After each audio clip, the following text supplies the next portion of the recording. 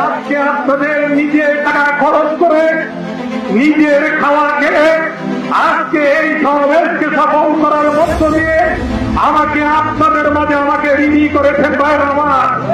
আমি আপনাদের কাছে ঋণী হয়ে রইলাম। আল্লাহ চাইতো আমি যদি সংসদ সদস্য নির্বাচিত হই, প্রতিটা মানুষের চেহারা আমার বুকের মধ্যে রয়েছে, প্রতিটা মানুষের চেহারা আমি ধারণ করছি।